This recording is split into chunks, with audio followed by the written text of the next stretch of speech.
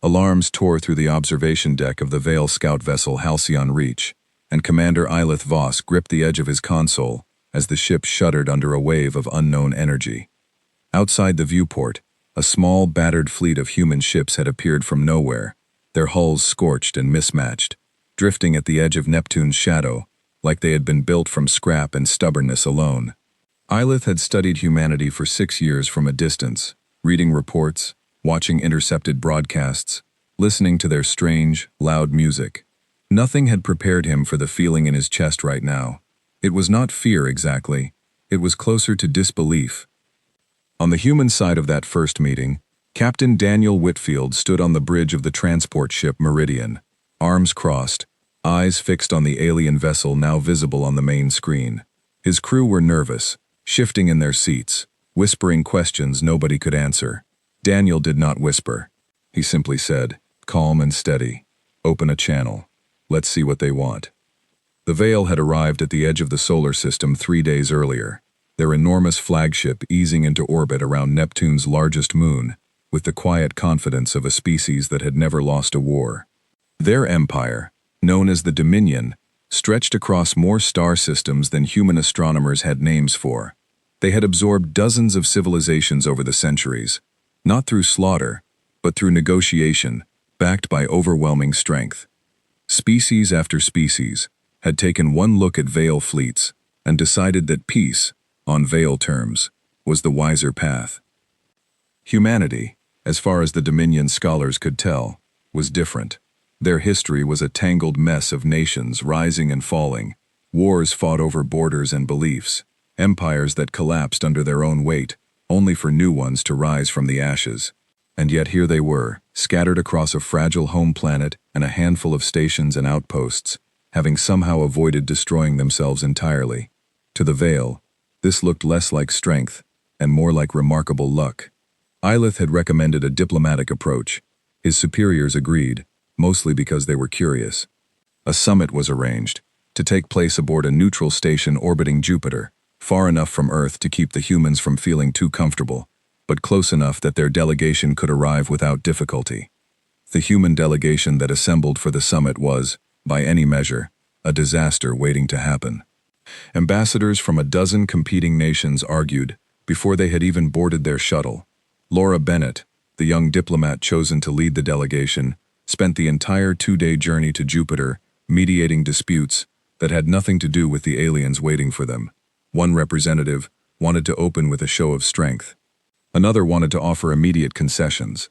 A third insisted they should stall for time while the militaries of Earth quietly prepared defenses, just in case. Laura, exhausted but composed, finally silenced the room with a simple question. Does anyone actually know what these Vale want from us? Nobody answered. That, she said, is exactly the problem. We are about to negotiate with a civilization more advanced than anything we have ever seen, and we do not even agree on what we are trying to protect. When the two delegations finally met aboard the neutral station, the contrast could not have been more obvious. The Vale arrived in perfect formation, dressed in matching ceremonial robes, moving with practiced unity, every gesture rehearsed. The humans arrived late, out of breath, still arguing quietly among themselves, dressed in whatever their individual governments had decided counted as formal attire. Eilith watched them enter and felt something close to pity. The summit began politely enough. Vale representatives spoke of peace, of shared prosperity, of the many benefits that came from joining the Dominion's vast network of worlds. They spoke of advanced medicine that could end disease, technology that could solve energy shortages forever, protection from any threat that might otherwise endanger a young, vulnerable species like humanity. It sounded, to many in the room, almost too good to refuse. Laura listened carefully, watching the Vale delegation's body language, noting the way they used the word protection so often. She raised her hand and asked a simple question. Protection from whom, exactly? The Vale ambassador, a tall, silver-eyed diplomat named Saren Cal, hesitated for the briefest moment before answering. From yourselves, mostly. Your species has a long history of conflict. We believe unity under Dominion guidance would prevent further tragedy. The room went quiet. Laura felt the weight of that sentence settle over her, and she understood, in that moment, that this was not truly an offer of partnership. It was an offer of control, dressed in gentle words. She did not respond immediately.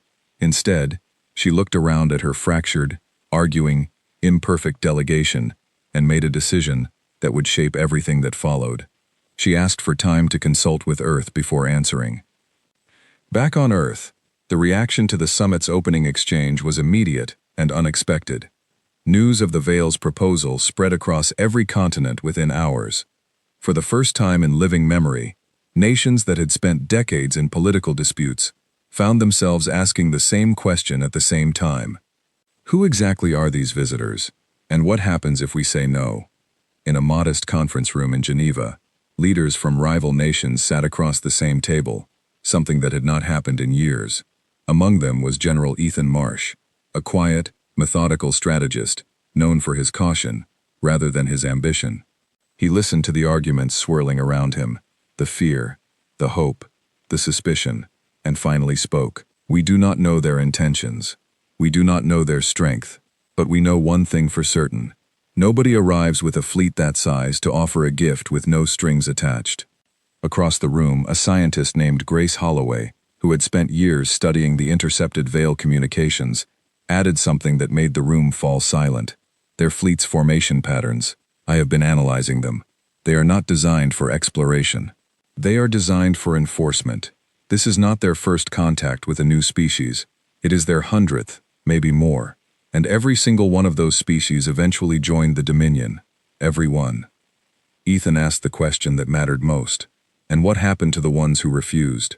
Grace did not have an answer. Nobody in that room did. But the silence that followed said more than words could. Laura, still aboard the station near Jupiter, received Earth's response 2 days later. It was not a rejection, not exactly. It was something more complicated. A request for more time, more information, more clarity about what exactly the Dominion expected in return for its protection. Saren Cal received the message with visible surprise. In all the summits he had attended across dozens of worlds, no species had ever asked for more time. They had accepted, sometimes eagerly, sometimes reluctantly, but always quickly. Ilith, observing from the Veil command ship, felt a flicker of something he could not quite name. Not concern exactly. Curiosity, mixed with the faintest unease.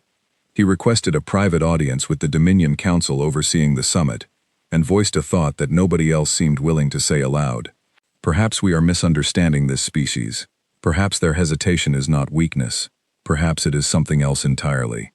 The council dismissed his concerns. Humanity, they reasoned, was simply young, disorganized, and slow to grasp the scale of what was being offered. Patience would resolve the matter. There was no need to worry about a species with no unified government, no standing fleet capable of matching even a fraction of Dominion power, and a history of internal conflict stretching back thousands of years. Surely, given enough time, humanity would see reason.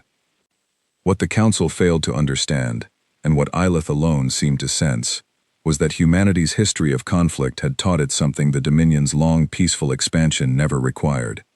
It had taught humans how to recognize a threat dressed as a gift. It had taught them how to unite quickly when survival was on the line, even after centuries of division. And it had taught them, above all, that accepting protection from a stronger power, without understanding the cost, was a mistake written across every page of their own troubled history. Laura spent the following days gathering information, speaking quietly with Saren Cal whenever she could, learning as much as possible about the Dominion's structure, its history, its expectations for member species. She learned that joining meant surrendering independent military command. She learned that Dominion worlds followed unified laws set by a distant council, with local customs tolerated only so long as they did not interfere with Dominion interests. She learned that no species, in the Dominion's long history, had ever left once they joined. When she finally returned to Earth to deliver her findings in person, the atmosphere in the assembled council chamber was tense, in a way nobody could remember experiencing before. Leaders who had spent their careers competing for influence now sat together, listening as Laura laid out everything she had learned. "This is not an alliance," she said. "It is an absorption. Gentle, patient, and so far, never refused." General Ethan Marsh asked the question that had been hanging over the room since the summit began. What happens if we refuse? Laura hesitated before answering honestly.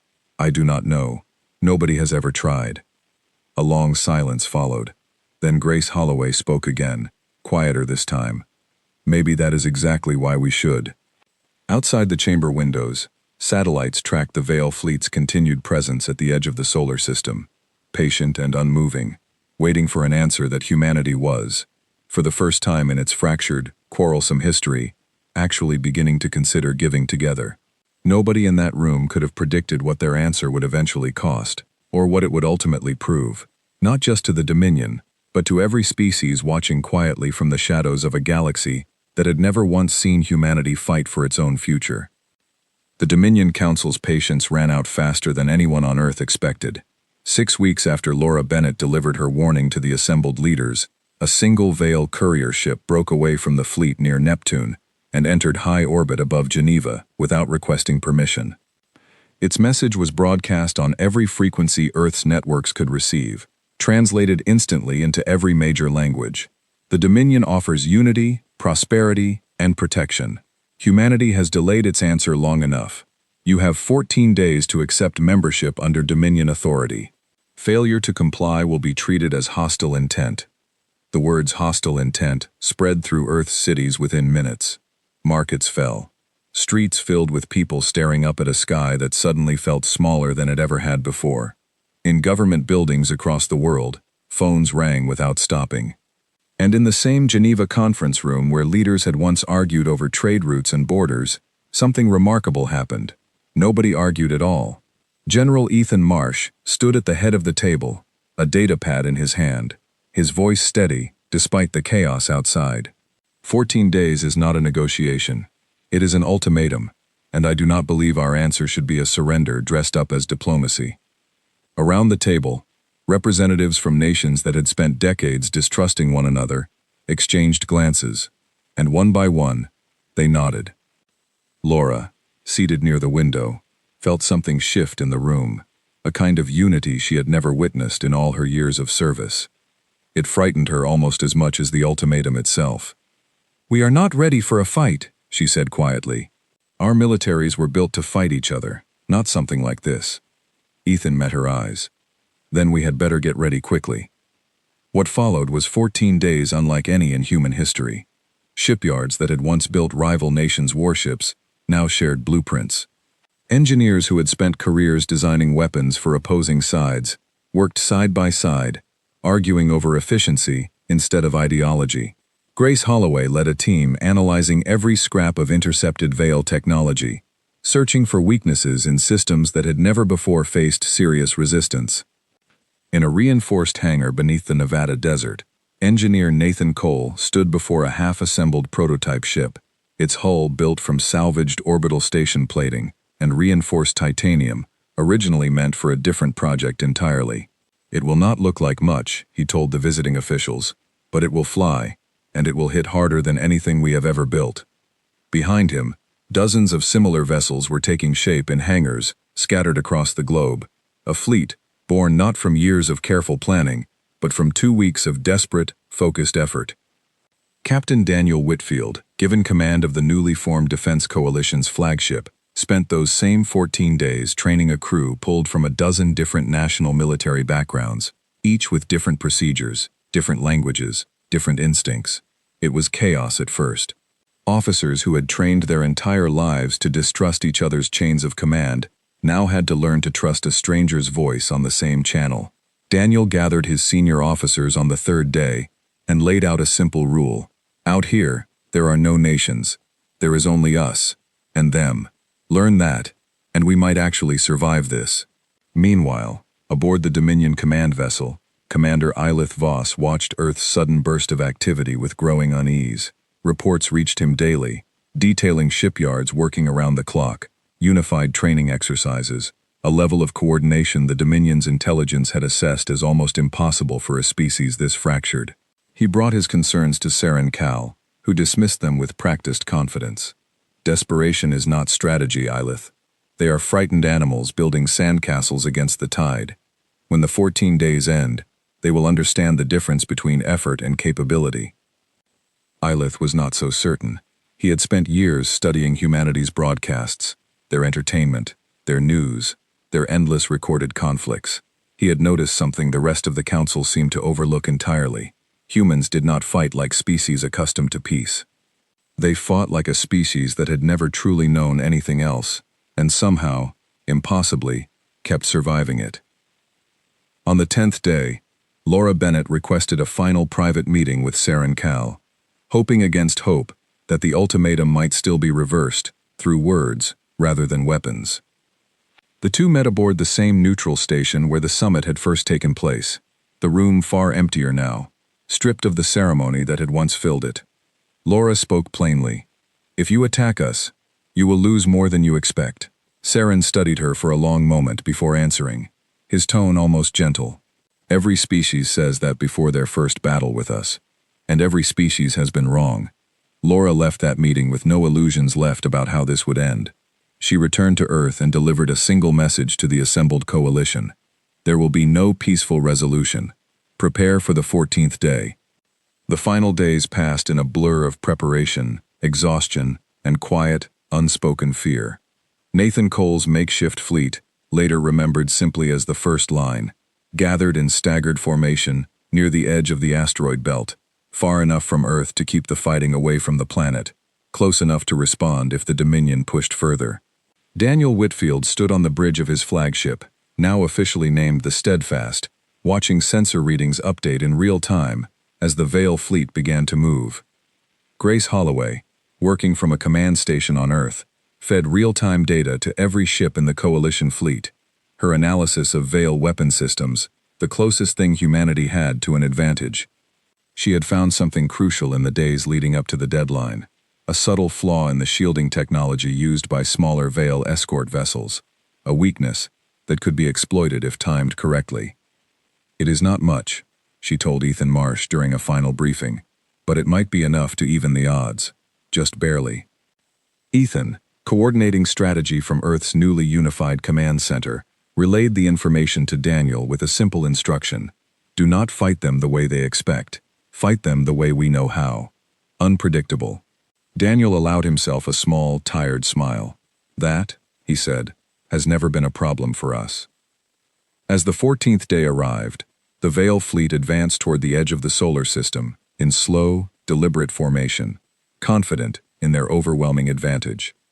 Illith watched the human fleet gather to meet them, small and mismatched against the Dominion's polished, disciplined ranks, and felt that same uneasy curiosity return, stronger now than before. Saren Cal, standing beside him on the command deck, allowed himself a rare moment of genuine anticipation. "Let us see how quickly they surrender once the first shots are fired." Illith said nothing. He simply watched the human fleet hold its position, refusing to retreat, refusing to scatter, refusing to do anything the Dominion's centuries of experience had prepared them to expect. Somewhere in the back of his mind, a thought formed that he could not quite shake. What if this species does not know how to surrender at all? On Earth, families gathered around screens in every time zone, watching live feeds from orbital cameras, waiting to see what would happen next. In Geneva, Laura Bennett stood beside Ethan Marsh, both of them silent, both of them aware that whatever happened next would be remembered for as long as humanity existed, one way or another. Grace Holloway monitored her data streams with steady hands despite her racing heart, whispering a quiet hope that her analysis would prove correct when it mattered most. Aboard the Steadfast, Daniel Whitfield opened a final channel to his mixed, exhausted, determined crew. "Whatever happens today," he said, "we do not fight for glory. We do not fight for pride. We fight because giving up was never something our species learned how to do, and I do not intend to start learning today." Around him, his crew straightened at their stations, fear replaced, just for a moment, by something steadier. The two fleets closed the distance between them in silence, the vast, cold dark of space stretching around them, the fate of an entire world balanced on the coming moments. Illith Voss watched the human fleet's sensors light up with strange, unfamiliar patterns his tactical systems could not immediately identify, and for the first time since arriving in this system, he felt something he had never associated with humanity before. He felt worried. As the first energy readings spiked across both fleets, A single thought passed through Daniel Whitfield's mind, calm and clear despite everything at stake. They have never fought anyone like us before. And they are about to find out exactly what that means. The first exchange happened faster than anyone on either side expected. Dominion escort ships opened with a coordinated pulse meant to disable human sensors, before the Coalition fleet could even organize a response. It was a maneuver that had worked on every previous species the Dominion had encountered. A swift demonstration of superiority meant to end resistance before it truly began. On the Steadfast, alarms blared as shields absorbed the impact, and for a brief, terrifying moment, half the fleet's sensors flickered into darkness.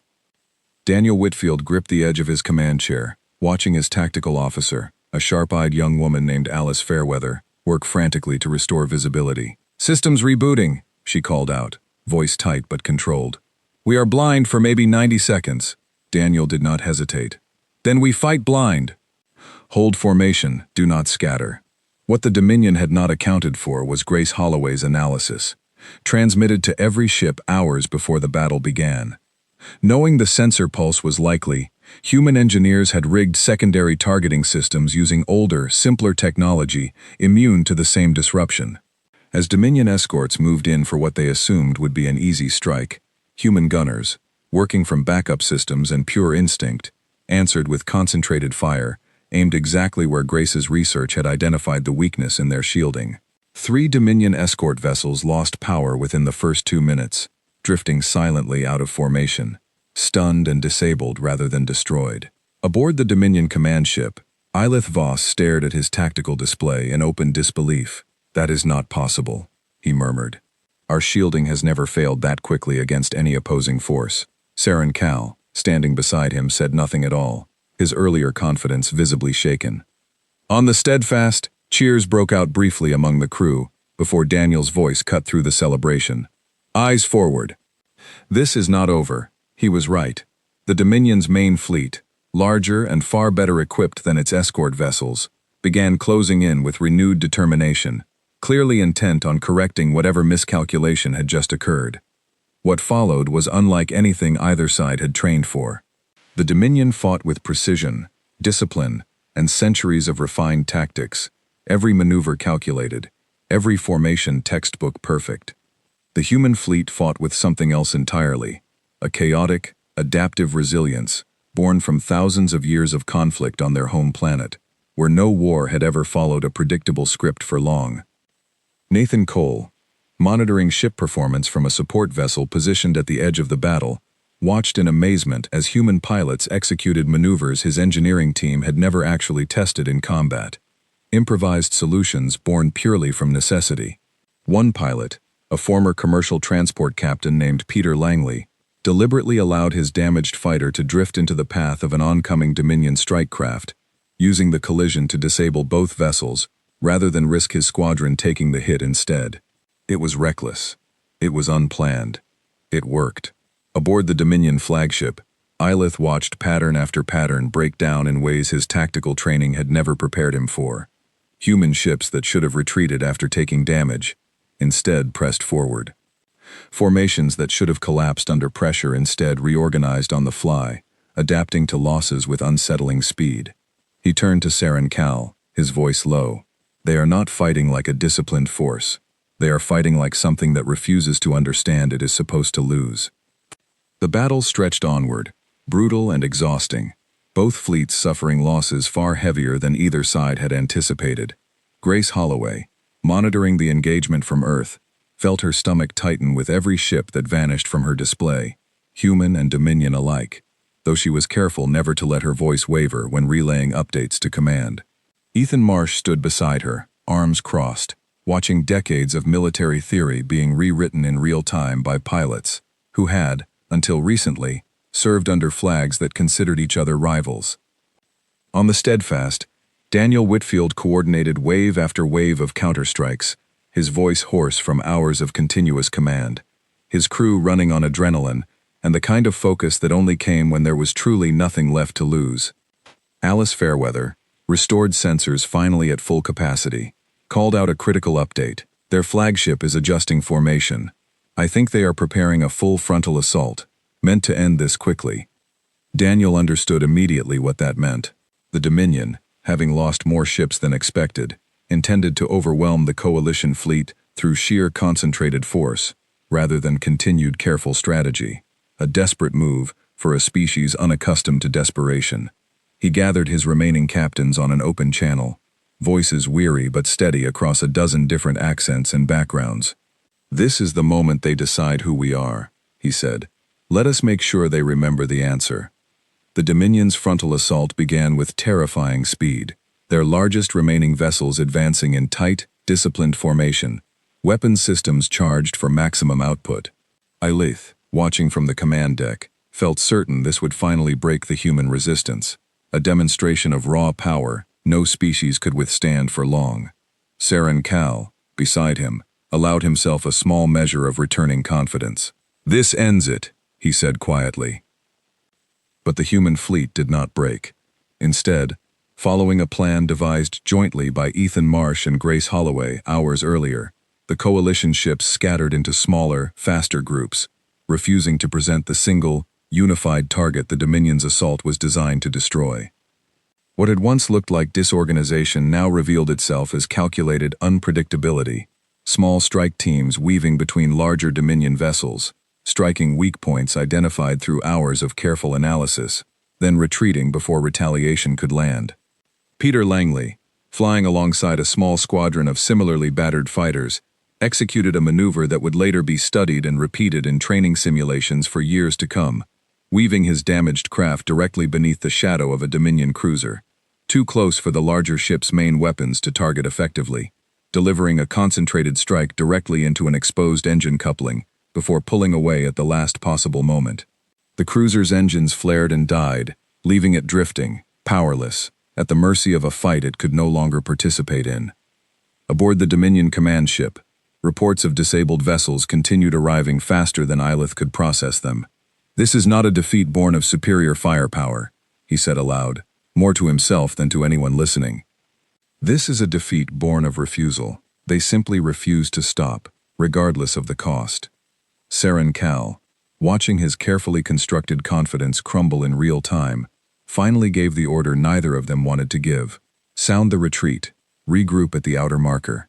It was the first time in the Dominion's long history of expansion that such an order had been necessary this early in a campaign. As the remaining Dominion vessels began pulling back, the human fleet held its position rather than pursuing, exhausted crews too depleted for anything beyond simple survival. On the Steadfast, Daniel Whitfield watched the enemy fleet retreat on his display, relief and disbelief mixing in equal measure across his tired features. Alice Fairweather turned to him, voice barely above a whisper. "Did we actually win?" Daniel considered the question carefully before answering. "We survived," he said. Today, that might be the same thing. Back on Earth, celebrations erupted the moment news of the retreat reached the surface. Cities lighting up with impromptu gatherings, despite the late hour. Strangers embracing in streets that had, only weeks earlier, been divided by borders, and old grievances that suddenly seemed impossibly small. Ethan Marsh allowed himself a rare, tired smile as he watched the celebrations unfold across news feeds from every continent. Grace Holloway, exhausted after hours of continuous analysis, finally stepped away from her console, her hands trembling slightly now that the immediate crisis had passed. Laura Bennett, watching the celebrations from the same Geneva building where the 14-day ultimatum had first been received, felt a complicated mixture of pride and dread settle over her. "This is not the end," she said quietly to Ethan, who had come to stand beside her. "This is only the moment they realized we would not simply surrender." Ethan nodded slowly, understanding exactly what she meant. The retreat, however celebrated, was not a resolution. It was a warning shot in the opposite direction, a signal to a much larger, much more powerful empire that the species they had underestimated was not going to disappear quietly. Far beyond the edge of the solar system, aboard the retreating Dominion fleet, Ilith Voss filed his official report to the wider council, knowing full well that his words would be met with disbelief across 100 worlds accustomed to easy victories. He wrote carefully, precisely, determined that whatever came next would not be shaped by the same dangerous overconfidence that had led to today's losses. This species does not fight to win, in the way we understand winning, he wrote. They fight to make losing so costly that victory becomes meaningless. We must reconsider everything we believed we understood about them, before it costs us far more than a single battle. Saren Cal, reading the report over his shoulder, said nothing for a long moment. When he finally spoke, his voice carried none of the certainty it once had. Then I suppose, he said quietly, we had better learn quickly. News of the battle spread far beyond human space within days, carried along Dominion communication networks to distant worlds that had, for generations, known the Dominion only as an unstoppable, patient force. Among those listening carefully to the reports were species long subdued under Dominion rule, worlds that had accepted membership out of fear rather than genuine agreement, watching now with cautious, quiet interest, as word spread of a small, fractured, stubborn species that had done something no one else had ever managed. They had made the Dominion retreat. 3 months after the retreat at the edge of the solar system, a heavily encrypted transmission reached Earth's coalition command from a source nobody recognized. Grace Holloway, now leading a permanent research division dedicated entirely to understanding Dominion technology, was the first to decode it. What she found made her call an emergency meeting within the hour. It was not a threat. It was a request for contact, sent by a species calling themselves the Orloon, one of the many worlds absorbed into the Dominion, generations earlier.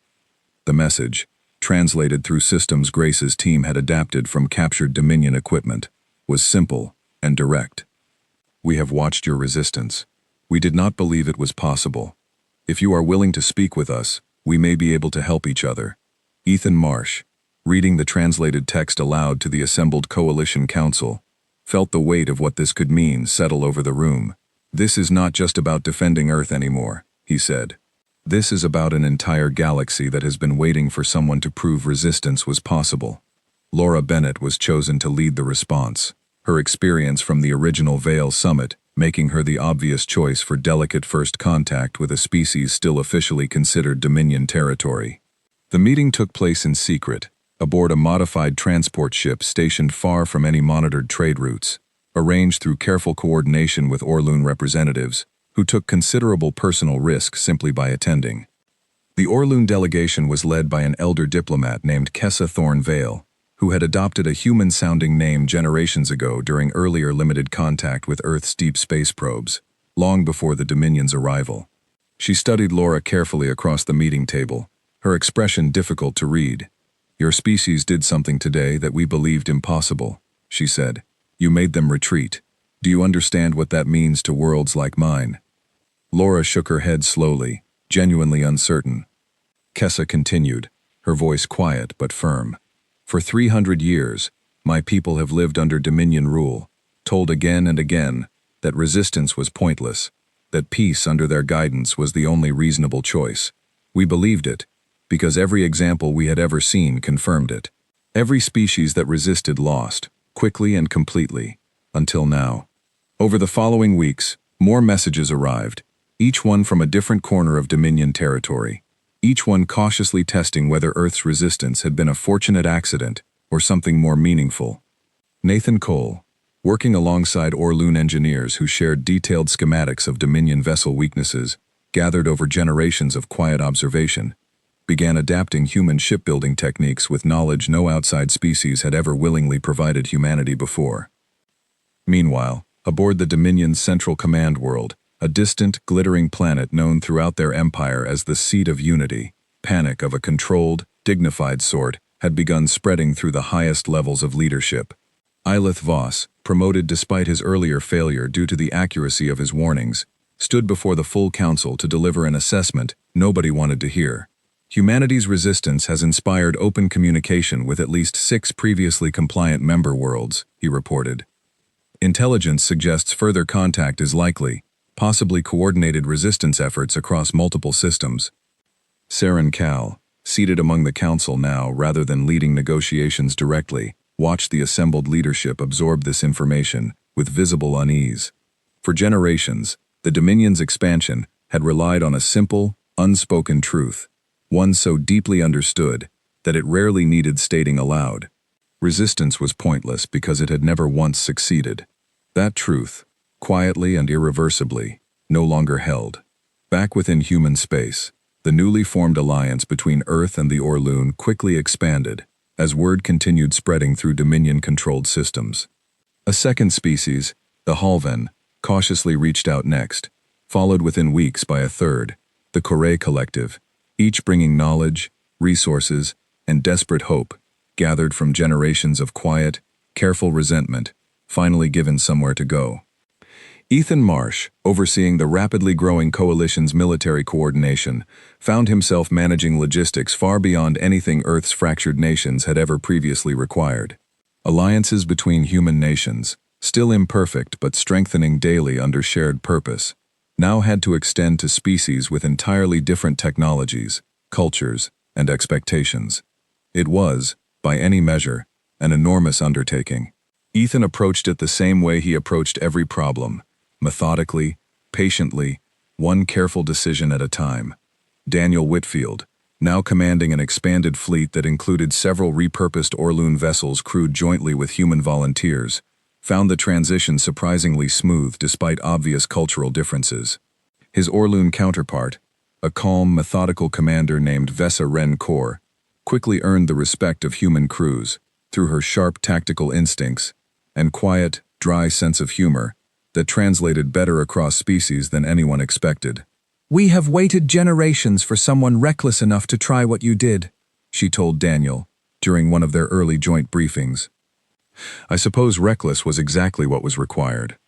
Grace Holloway's research division, now working alongside scientists from 3 allied species, made rapid progress, adapting Dominion technology for coalition use, developing countermeasures against tactics the Dominion had relied on for centuries, without ever needing improvement. Every advancement felt like another crack forming in an empire that had once seemed utterly unshakable. Not everything about the growing alliance proceeded smoothly, however. Cultural misunderstandings occasionally flared into genuine tension. Resource distribution disputes tested the coalition's fragile unity, and lingering distrust between species long taught to fear one another under Dominion rule occasionally threatened to unravel cooperation entirely.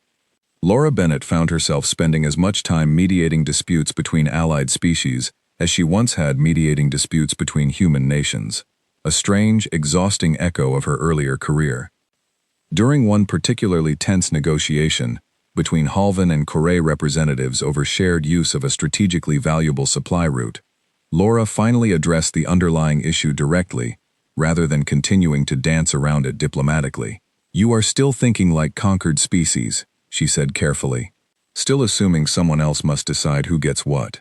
That is exactly the thinking the Dominion depended on to keep you divided. If we are going to succeed, we need to start thinking like partners instead." The room fell silent for a long moment before Kessa Thorne Vale, present as an informal mediator herself, nodded slowly. "She speaks the truth none of us wanted to say aloud," she said. Slowly, painstakingly, the coalition began finding its footing, learning to function not as a collection of desperate allies united only by shared fear, but as something closer to genuine partnership. Meanwhile, Dominion forces regrouped and reorganized under new, more cautious leadership, having learned, at considerable cost, that humanity's resistance could not be dismissed as a temporary anomaly. Eilith Voss, now leading strategic planning for the Dominion's response, argued strongly against another direct assault, urging instead a more patient approach focused on isolating the growing coalition before it could expand further. His warnings, once dismissed, now carried considerable weight among leadership desperate to avoid repeating earlier mistakes.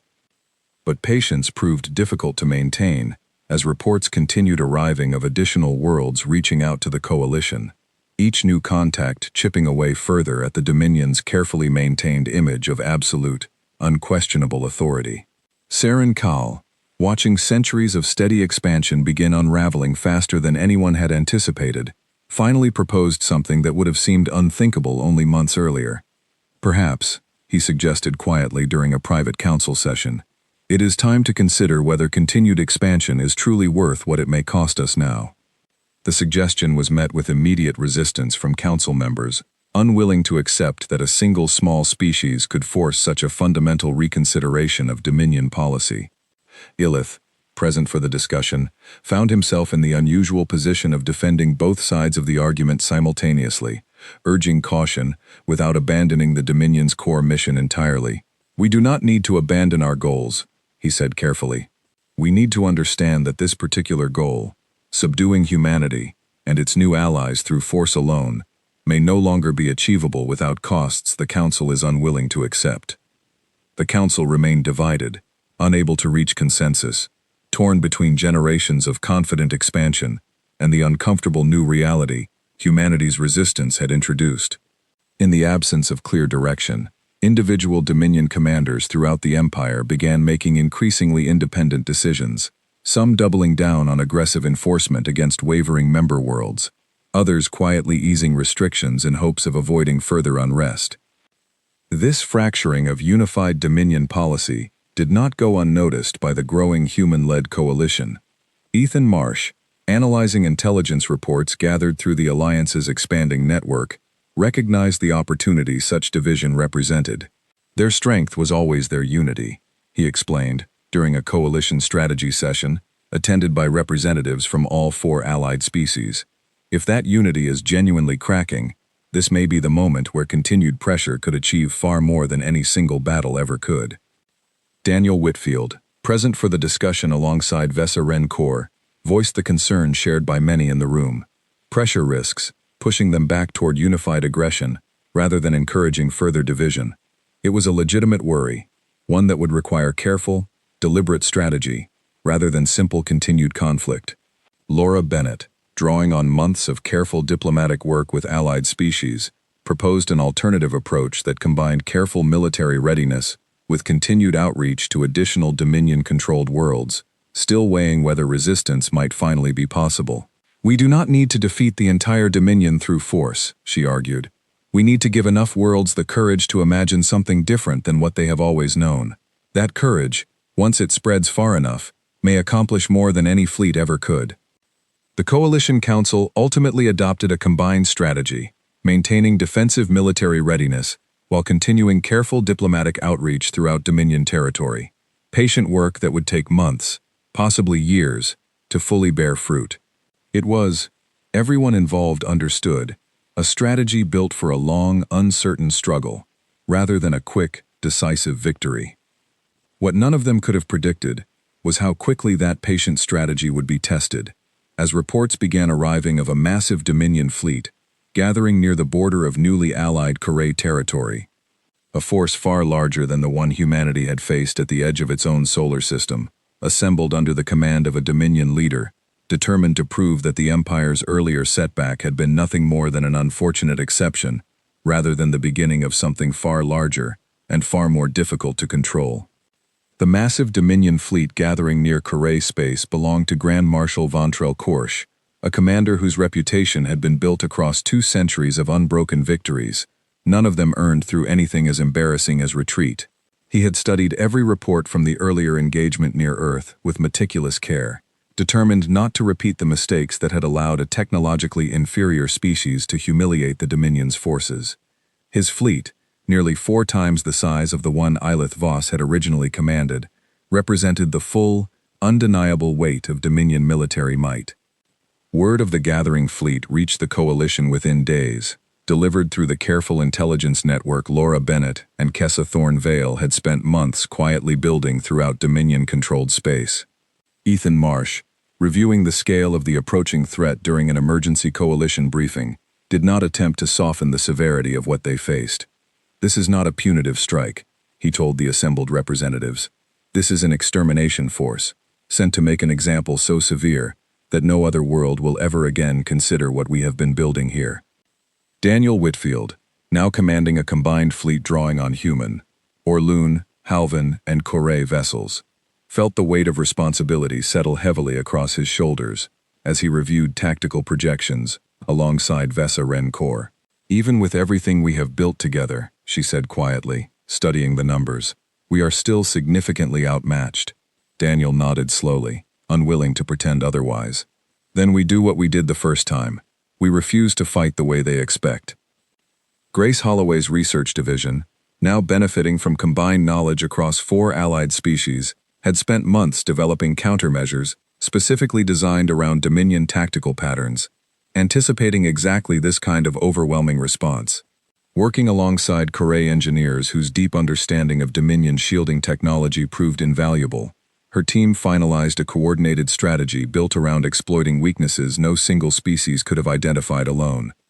The Coalition fleet gathered at what would later be remembered as the Corée borderline, a defensive position chosen carefully to funnel the approaching Dominion armada through a narrow debris field where numerical advantage would matter far less than precision and adaptability. Nathan Cole, overseeing final preparations aboard the Coalition's expanded flagship, watched as ships from 4 different species aligned into formation together, a sight that would have seemed impossible mere months earlier. Laura Bennett, present aboard the flagship despite the coming danger, insisted on remaining close to the front lines throughout the crisis. This alliance was built on trust, she told Daniel, when he suggested she retreat to safety. I will not abandon that trust the moment it matters most. Daniel did not argue further, understanding exactly why she felt that way. As Grand Marshal Korsch's fleet approached the debris field, his tactical advisors urged caution, wary of the confined terrain limiting their numerical advantage. Korsch dismissed their concerns with the confidence of a commander who had never once needed to consider retreat as an option.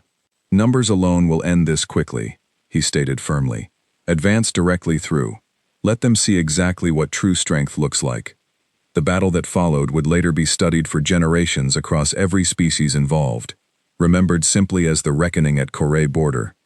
As the massive Dominion fleet entered the debris field, Coalition forces, hidden among scattered wreckage and asteroid fragments, using techniques adapted from Corée stealth technology, launched a coordinated assault from multiple directions simultaneously, disrupting the disciplined formation Korsch's fleet depended upon for its overwhelming advantage. Peter Langley, now leading a mixed squadron of human and Halvan pilots, executed maneuvers refined over months of joint training, weaving through the chaotic debris field with a precision that would have seemed impossible during the earlier, more improvised battle near Earth. This time, the Coalition's unpredictability was not born of desperation alone, but of careful, patient preparation. Aboard his flagship, Grand Marshal Korsch watched his carefully disciplined formation fracture under the Coalition's coordinated assault, disbelief mixing with growing frustration, as reports of disabled vessels continued mounting far faster than his experience suggested should be possible. This is not how they fought before, he said sharply to his tactical officers. They have changed. Find out how, immediately. Eilith Voss, present aboard a support vessel within Korsch's fleet, having been reassigned specifically for his earlier insights into human tactics, recognized immediately what was happening. They did not simply improve their weapons, he said grimly. They combined their strength with the very worlds we once controlled. This is not a single species resisting us anymore. Korsch, hearing this assessment, felt something close to genuine alarm for the first time in his long, unbroken military career. The battle raged for hours, brutal and exhausting for every side involved, losses mounting steadily on both fronts. Grace Holloway, coordinating real-time countermeasures from the flagship's research station, worked alongside Corée and Halvan scientists to continuously adapt Coalition tactics as the engagement evolved, a level of combined analytical speed the Dominion's rigid command structure simply could not match. Daniel Whitfield, coordinating the Coalition's overall strategy from the steadfast successor vessel, felt the exhaustion of continuous command weighing on him as the hours stretched onward, yet found renewed determination each time he glanced at the diverse crew surrounding him, human and alien alike, working together toward a shared purpose that had once seemed impossible to imagine. We hold this line, he said firmly during a brief lull in the fighting. We hold it because too many worlds are counting on us proving this was never a fluke. As the battle approached its most critical moment, Grand Marshal Korsch, watching his fleet's advantage continue eroding despite overwhelming numbers, made a desperate decision, born of wounded pride, rather than sound strategy. He ordered his remaining forces into a full, concentrated strike directly at the Coalition flagship, hoping that eliminating its command structure might finally break the Alliance's coordinated resistance. Vesa Rencor, recognizing the danger immediately, moved quickly to intercept the incoming assault, alongside a hastily assembled defensive formation, drawn from every allied species present. "This is exactly the kind of reckless decision we hoped for," she told Daniel calmly despite the mounting danger. Desperation makes even disciplined commanders predictable. The defensive engagement that followed tested every ounce of coordination the coalition had built over months of careful alliance building. Human pilots flying alongside Orlun, Halvin, and Kore crews in a desperate, unified effort to protect their shared command vessel. Nathan Cole, monitoring ship performance throughout the engagement, watched systems strain toward their absolute limits, holding together through sheer combined effort rather than any single technological advantage. Laura Bennett, remaining calm despite the chaos surrounding her, coordinated emergency communications between Allied fleet elements, ensuring that even as individual formations scattered under pressure, coordinated purpose never fully broke down. It was, in many ways, diplomacy under fire, the same careful mediation skills she had honed throughout months of alliance building, now applied directly to the desperate flow of battle itself. Slowly, painstakingly, the coalition's defensive line held, absorbing the concentrated Dominion assault without breaking entirely, buying precious time for Grace Holloway's team to identify a critical vulnerability in Korsh's overextended formation, now dangerously exposed after committing so heavily to their desperate strike. Ethan Marsh, monitoring the engagement from Earth alongside Allied command representatives, recognized the opportunity immediately. "Now," he said firmly, "this is the moment." Coordinated coalition forces struck the exposed Dominion formation from multiple angles simultaneously, a maneuver requiring precise timing across 4 different species command structures, executed with a level of trust that would have seemed impossible only months earlier. Grand Marshal Korsh watched his once overwhelming fleet fracture under the concentrated counterstrike, disbelief finally giving way to grim acceptance of what was happening. Eilith Voss, watching the battle's final decisive moments unfold, felt no satisfaction in being proven right, only a heavy, sobering understanding of what this meant for the Dominion's future. He approached Korsh directly, as the tactical situation continued deteriorating rapidly. "Further resistance here accomplishes nothing beyond additional losses," he said carefully. Korsh, staring at the wreckage of his once unstoppable fleet, finally gave the order he had never imagined giving in his long career. "Withdraw remaining forces. Immediately." As the shattered remnants of the Dominion Armada retreated from the Kore borderline, the coalition fleet held its position rather than pursuing, too exhausted and too depleted for anything beyond simple survival, much as they had after the earlier battle near Earth. Daniel Whitfield, surveying the aftermath from the flagship's bridge, felt a complicated mixture of relief and profound exhaustion settle over him.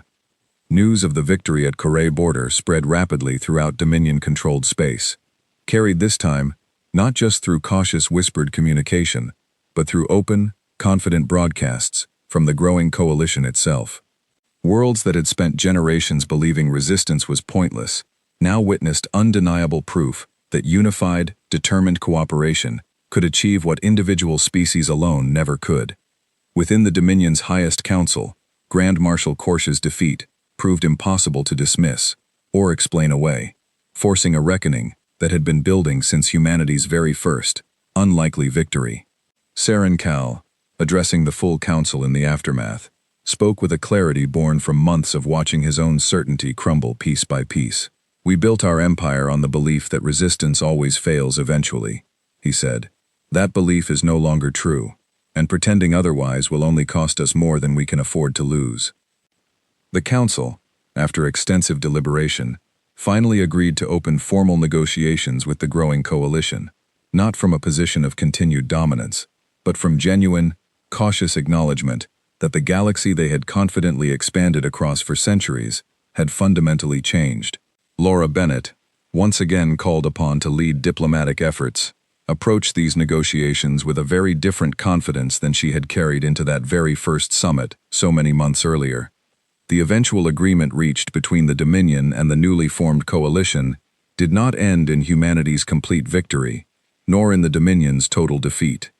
Instead, it established something the galaxy had never truly seen before: a careful, evolving balance of power, built on mutual respect rather than absolute control, with individual worlds gaining meaningful voice in decisions that had once been dictated entirely from the Dominion's Central Council. Eilith Voss, present for the final negotiations as part of the Dominion's delegation, found himself in quiet conversation with Kessa Thorn Vale during a break in proceedings. "I did not expect to see this outcome in my lifetime," he admitted. Kessa studied him carefully before responding. "Neither did I. Perhaps that is exactly why it happened." Neither side truly believed it was possible, until a small, stubborn species proved otherwise. Back on Earth, celebrations following news of the final agreement stretched across every continent, though tempered this time by exhausted, hard-earned understanding of everything the long struggle had cost. Ethan Marsh, addressing a gathered crowd of representatives from every nation that had once stood divided, spoke plainly about what had truly been accomplished. "We did not win because we were the strongest," he said. "We won because we refused to accept that strength was the only thing that mattered." Around him, humans stood alongside Orlun, Halvan, and Corée representatives, a sight that would have seemed like pure fantasy scarcely a year earlier. Daniel Whitfield, finally granted a moment of rest after months of continuous command, stood quietly on the observation deck of his ship, watching Earth rotate slowly below, its familiar blue and green surface somehow more precious now than it had ever seemed before. Alice Fairweather joined him quietly, the two of them sharing a comfortable silence earned through everything they had endured together. "We actually did it," she said eventually. Daniel nodded slowly. "We did. Now we get to find out what comes next." Throughout the wider galaxy, word of humanity's unlikely stand against the Dominion continued spreading long after the formal agreement was signed, carried between worlds as both cautionary tale and inspiring example, depending entirely on which side of the story was being told. Historians across dozens of species would spend generations studying exactly how a small, fractured, quarrelsome civilization from an unremarkable planet had managed to reshape the balance of an entire galactic empire. The lesson, when it was finally distilled down to its simplest form, proved remarkably consistent across every retelling, regardless of species or perspective. Humanity had never been the strongest force encountered by the Dominion, nor the most technologically advanced, nor even the most unified at the moment resistance first began.